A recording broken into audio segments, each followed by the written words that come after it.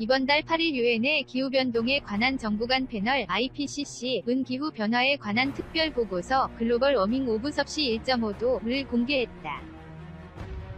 보고서에 따르면 기후변화의 위협을 막기 위해 남은 시간은 불과 12년, 2030년까지 온실가스 배출량을 45% 감축해야 한다고 말한다. IPCC 위 경고 IPCC에 따르면 현재의 이산화탄소 배출량이 지속되면 2030에서 2052년 사이의 평균 기온은 산업혁명 이전에 비해 1.5도 상승할 것으로 보인다고 한다. 현재 이미 평균 기온은 산업혁명 이전에 비해 1도 상승하고 있다고 하고 세계 각지에서 거대한 태풍이나 허리케인, 폭염과 폭우 등 기상이변이 다수 보고되고 있다. 또한 올해 8월에 학술지 PNAS에 게재된 논문에 따르면 기온 상승은 정신 건강에도 큰 악영향을 준다고 하고 특히 여성과 저소득층은 스트레스와 우울증에 시달리기 쉽게 된다고 한다.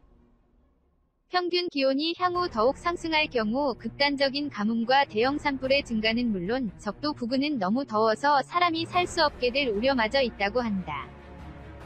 전 세계 수백만 명의 사람들이 살 곳을 빼앗겨 식량 부족에 시달리는 될 수도 있는 것이다. 당연히 영향을 받는 것은 인간만이 아니다. 예를 들어 아름다운 산호초는 없어지고 남극의 얼음은 작아진다. 적응하지 못한 종은 멸종하게 된다. 보고서는 2030년까지 온실가스를 45% 감축, 2010년 대비 2050년에는 0으로 할 필요가 있다고 경고하고 있다. 그리고 이 목표를 달성하지 못할 경우 지구온난화를 막을 수단이 없게 된다고도 하고 있다. 온난화를 멈추려면 보고서는 온난화를 막기 위해 에너지, 토지 이용, 도시, 산업의 큰 변화가 필요하다고 하고 있다. 당연히 국가와 정치적 수준에서의 대책이 필요하지만 개인도 할 수는 있다고 한다. 예를 들어 자신의 지역에서 생산되는 것을 소비하고 전기 자동차의 이용, 온라인 회의, 집의 단열 등이다. 과학 매체 사이언스 얼렛 지난 9일은 다음과 같은 더 구체적인 아이디어를 제안하고 있다. 1. 마이크로 비즈, 클렌저 등에 들어있는 작은 플라스틱의 사용을 종료한다. 2. 여성이 생리 시에 사용하는 탈지면이나 냅킨을 재사용 가능한 것을 사용한다. 3. 낳는 아이의 수를 하나 줄인다. 혹은 전혀 낳지 않는다. 4. 식사량을 줄인다. 특히 고기를 줄여야 하지만 그렇다고 해서 야채와 소위 건강식품만 먹는 것도 오히려 환경에 부담이 된다. 5. 유기농 야채를 과도하게 먹는 것을 그만두고 농약이나 화학비료의 장점을 이해한다. 6. 샤워 시간을 단축한다. 7. 페트병 음료를 마시지 않는다. 8. 커피 포드 머신을 사용하지 않는다. 9. 환경 문제에 진지하게 되는 것.